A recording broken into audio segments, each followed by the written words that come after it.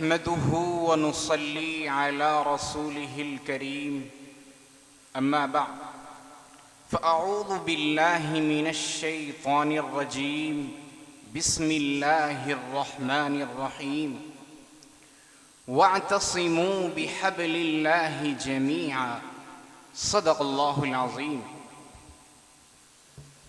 بہاریں نو تھے تم ماضی میں، اب باد خزاں تم ہو۔ بہاریں نو تھے تم ماضی میں، اب باد خزاں تم ہو۔ نشان راہ تھے ماضی میں، اب تو بے نشاں تم ہو۔ تھے تم ماضی میں شعلہ، آج بس اڑتا دھواں تم ہو۔ نہیں جس کا ٹھکانہ کوئی، ایسے کارواں تم ہو۔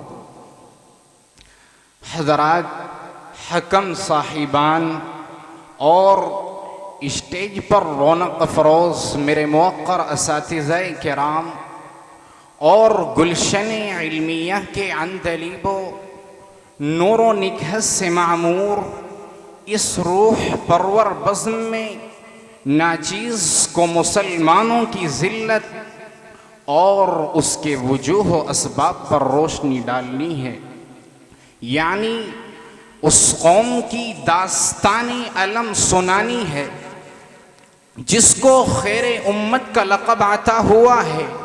اس ملت کی پسماندگی، درماندگی، زبو حالی اور شکست حالی کا ذکر کرنا ہے، جس سے وَأَنْتُمُ الْأَعْلَوْنَ إِن كُنْتُم مُؤْمِنِينَ کا وعدہ کیا گیا ہے۔ اس امت کے انتشار و افتراق اور اضطراب و خلفشار کا مرثیہ پڑھنا ہے، جس کو جسد واحد اور بنیان مرصوص کہا گیا ہے۔ اس قوم مسلم کی محکومیت و مغلوبیت اور مقہوریت کو بیان کرنا ہے، جس کی حکومت و قیادت کے گواہ عرب و عجم ہیں۔ اس قوم کی بربادی کا ذکر کرنا ہے، جس قوم کے ماضی نے خلفائے راشدین کا دور دیکھا ہے۔ اس قوم کا رونا رونا ہے، جس کی شان و شوکت کے پرچم صحرائے افریقہ سے دیوار چین تک، مصر سے ایشیائے کوچک تک، فارس سے اسکندریہ تک، خراسان سے آذربائیجان تک، دریائے سندھ سے مراکش و اسپین تک لہرائے، اور جس قوم نے مغرب کے کلیساؤں میں نعرہائے توحید سے ہنگامے بپا کر دیے۔ حضرات، ایک دور تھا کہ ہمارے تصور سے بڑی بڑی حکومتوں کے فرمانروا لرزہ بر اندام ہو جاتے تھے، بڑی بڑی ظالم و جابر سلطنتیں کانپ جایا کرتی تھی۔ مغرب کی وادیوں میں گونجی اذاں ہماری، تھمتا نہ تھا کسی سے سیل رواں ہمارا۔ حاضرین انجمن، تاریخ کے پڑھنے والوں نے پڑھا ہوگا کہ جب مسلمان عورتوں اور بچوں کا قافلہ سندھی ڈاکوؤں کے ہاتھوں سے لوٹا تو ایک بچی نے اغیث یا حجاج کی آواز لگائی، تو اسلام کا ایک جری شیر محمد بن قاسم نے ہندوستانیوں پر یلغار کر دی اور بڑے بڑے شیطانی چیلوں کی نیندیں حرام کر دی، یہاں تک کہ سندھ مسلمانوں کا ایک قلعہ شمار کیا جانے لگا۔ یہی نہیں، مسلمانوں کی تاریخ بہت طویل ہے۔ اس تاریخ میں اگر ایک طرف خالد بن ولید جیسے سیف اللہ نظر آئیں گے تو دوسری طرف صلیبیوں سے ٹکرانے والا صلاح الدین ایوبی جیسا فاتح بیت المقدس نظر آئے گا۔ اگر مغرب کے کاشانوں میں طارق بن زیاد جیسا جانباز کمانڈر دکھائی دے گا تو دوسری طرف جیپال کے ایوان ظلم و ستم میں زلزلہ پیدا کرنے والا محمود غزنوی جیسا اولو العزم شہنشاہ بھی برسرے بیکار نظر آئے گا۔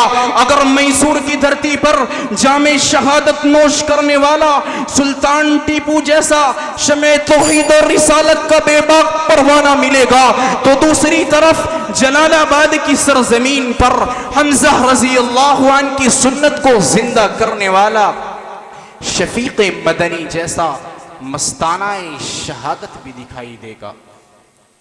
تاریخ میں آتا ہے کہ جب خالد بن ولید اپنا اسلامی لشکر لے کر رستم کے مقابلے پر گئے تو رستم نے چیں بجبی ہو کر کہا کہ تم یہاں کیوں آئے ہو؟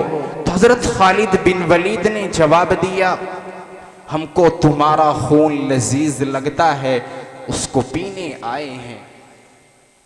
حاضرین باتمکین، میں پوچھنا چاہتا ہوں وہ کون سی طاقت تھی جس نے مسلمانوں کو اتنا جری بنا دیا تھا کہ وہ ہزاروں میل کے فاصلے پر بھی دشمنوں کو اس انداز سے جواب دیتے تھے؟ کیا یہ اتحاد و اتفاق کی برکت نہیں تھی؟ کیا یہ یکجہتی و یکرنگی کا فیض نہیں تھا؟ کیا یہ وحدت و ہم آہنگی کا احساس نہیں تھا؟ کیا یہ ایمان و توحید کی طاقت نہیں تھی؟ کیا یہ آسمانی قانون نہ تھا؟ کیا یہ ربانی دستور نہیں تھا جو انہوں نے اپنی زندگی میں سجا رکھا تھا اور یقیناً تھا وہ قرآن کا فیض تھا، قرآنی تعلیمات پر عمل پیرا ہونا تھا، وہ کیمیائی دولت اتحاد و اتفاق کی دولت تھی۔ لیکن آج یہ دولت ہم سے چھوٹ گئی، آج اس میراث کو ہم نے ٹکرا دیا، اور جب سے ہم نے اس میراث کو گوا دیا ہم قعر مذلت اور رسوائی کے عمیق غار میں جا گرے۔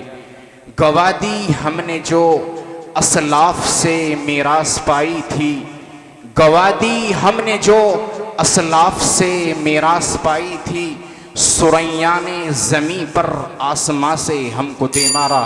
وآخر دعوانا ان الحمد للہ رب العالمین۔